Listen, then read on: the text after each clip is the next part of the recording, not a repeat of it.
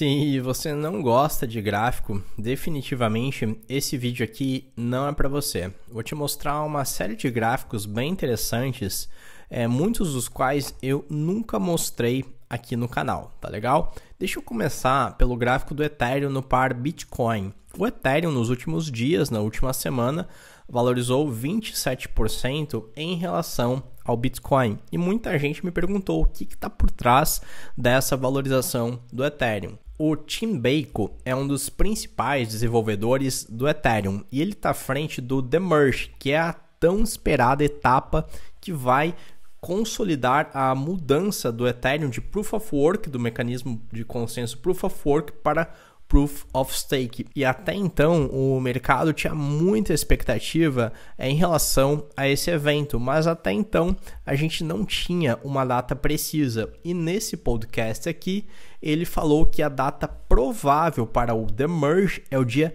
19 de setembro. Portanto, essa declaração mais precisa de quando vai ocorrer o The Merge foi vista de uma forma bastante positiva pelo mercado, com o Ethereum crescendo 27% em relação ao Bitcoin. E o mais interessante é que tem um outro ativo que tem se correlacionado bastante com o Ethereum e que vem subindo ainda mais do que ele, que é a Lido Finance. A Lido Finance, no último mês, do dia 1º de julho até agora, ela valorizou 221%. Aliás, se você quiser que eu grave um vídeo específico só sobre a Lido Finance, explicando como que ela funciona, me diz aí nos comentários. Se tiver bastante gente interessada, eu faço um vídeo apenas te mostrando a Lido Finance, que é um protocolo bastante interessante. Como eu acabei de te mostrar, no último mês ela valorizou 220%. E se a gente não considerar essa quedinha mais recente, ela chegou a valorizar 318%. E qual a relação de Lido com Ethereum? Deixa eu apenas antecipar aqui. Para fazer staking em Ethereum, que está migrando para Proof of Stake, existem dois grandes problemas. Até então, não se sabia quando iria ocorrer o The Merge. Portanto, você tinha que deixar ali suas moedas travadas sem uma previsão de quando você poderia reaver os seus Ethers travados para staking. E um outro problema é que para fazer staking na Beacon Chain do Ethereum, existe um valor mínimo de 32 Ethers, o que é algo inacessível para a maior parte dos investidores, principalmente investidores de varejo. E a Lido, ela resolve esses dois problemas. Ela permite que você faça staking sem perder a liquidez e também sem nenhuma barreira de entrada, já que não existe um valor mínimo para staking na Lido. E com esse buzz recente de Ethereum, a Lido, que já vinha num movimento bem interessante de alta, deu uma pernada ainda mais significativa também.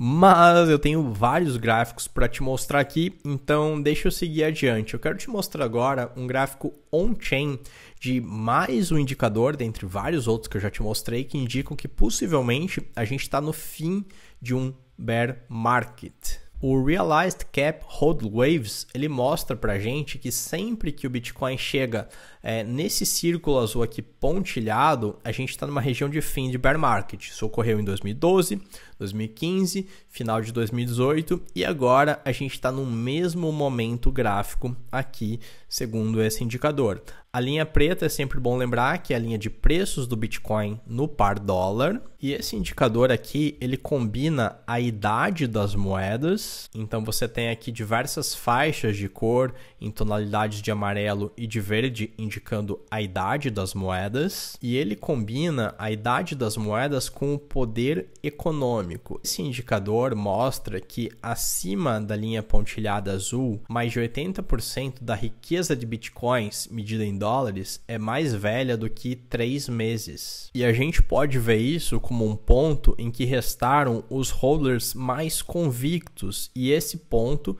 via de regra, é o prenúncio de uma alta de preços, tá legal? Eu fiz um vídeo específico mostrando sobre esse padrão bullish do Bitcoin também, que quando a gente tem o RSI no topo do mensal, corresponde a um topo de preços do Bitcoin. Depois disso, a gente percorre um canal de baixa. quando o canal de baixa chega no RSI abaixo dessa linha de 50, a gente tende a ter uma pernada de alta. Novamente, um topo do RSI coincide com um topo de preços. Canal de baixa, quando o RSI está abaixo de 50, nova pernada de alta. Por esse padrão gráfico aqui, a gente também está no RSI abaixo de 50 no mensal, o que indica um momento de sobrevenda e, portanto, prenúncio de uma nova pernada de alta. Mas agora eu quero te mostrar alguns gráficos que eu nunca mostrei aqui no canal antes. A economia é um sistema complexo com diversas variáveis influenciando na dinâmica econômica, e cada uma dessas variáveis tem um determinado peso e que varia de acordo com o tempo. Portanto, analisar o cenário econômico é uma tarefa bastante complexa. No entanto, alguns gráficos que estão fora do radar da maior parte das pessoas, eles permitem uma visão bem apurada do que está acontecendo na dinâmica econômica. E um desses gráficos é a oferta de gasolina. A gente vê que a oferta caiu abruptamente aqui em 2020, e a razão disso, eu imagino que você saiba, que é a pandemia, né? Então, um movimento bastante abrupto e fora do padrão, ele também se deve a um evento fora do padrão, fora do comum, tá? Bom, agora em 2022, a gente está retomando uma certa normalidade. Você vê que o movimento está bastante correlacionado com o de 2021.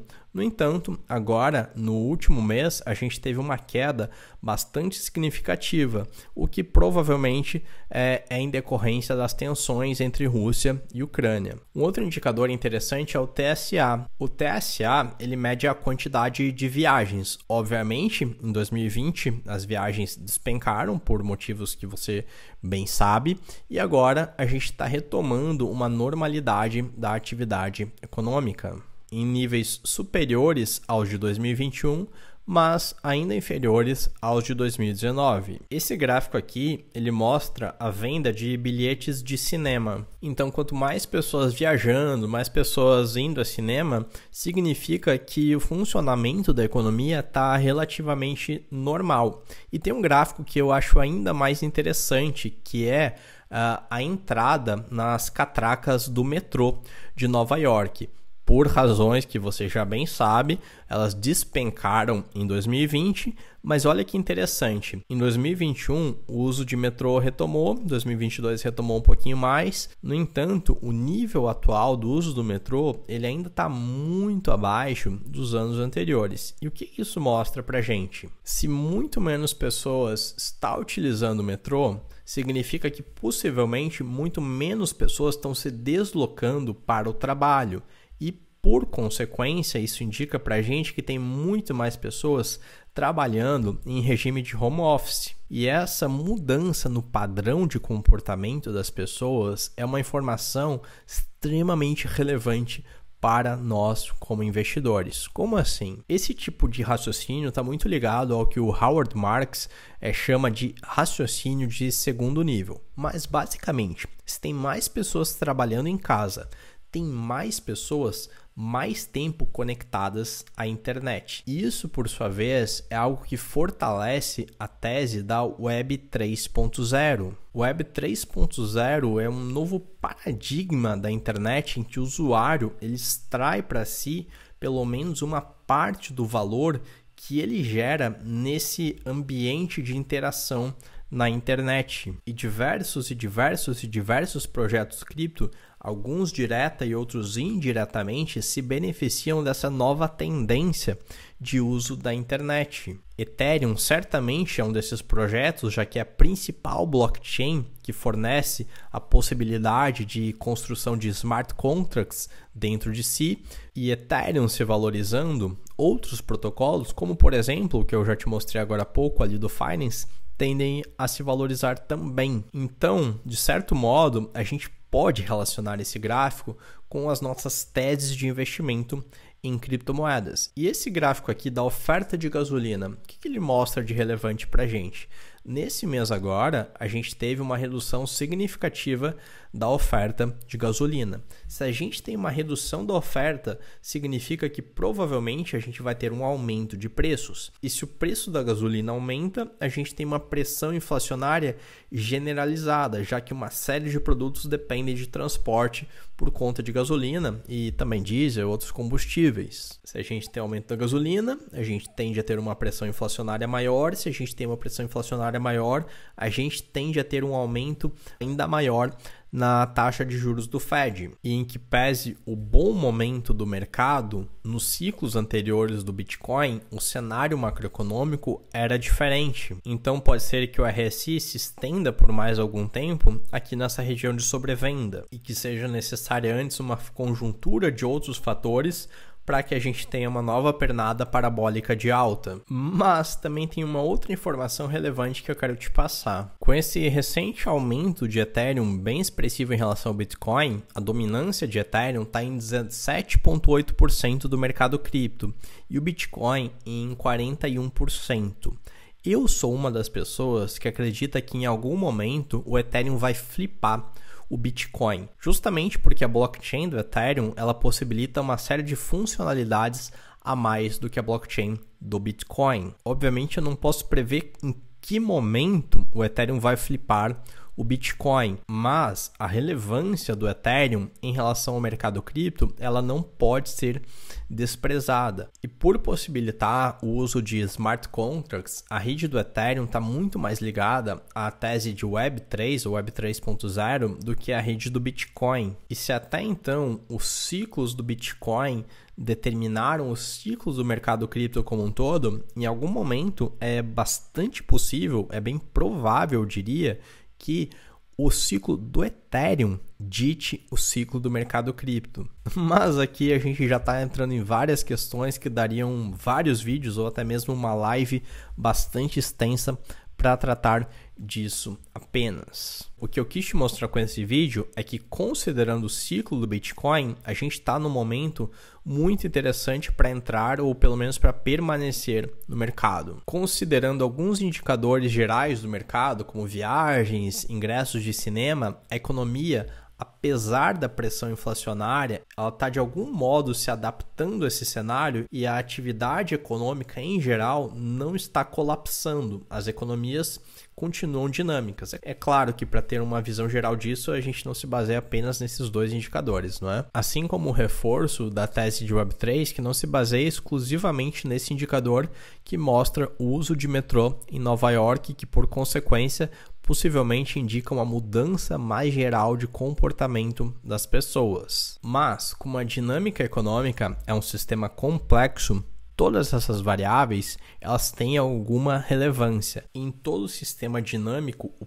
peso de cada uma das variáveis ele muda conforme o tempo. E para entender a dinâmica específica do mercado cripto, a gente tem uma série de variáveis e o preço do Bitcoin até então foi a principal variável, mas a gente pode observar desde já que o peso da variável Ethereum está crescendo em relação à variável Bitcoin. E com a validação da tese de Web3, se torna cada vez mais provável a possibilidade de o Ethereum vir a flipar o Bitcoin. E como esse é um mercado altamente dinâmico, convém você ficar atento a essas mudanças na dinâmica. Mas para o vídeo não ficar muito filosófico, eu vou encerrando por aqui.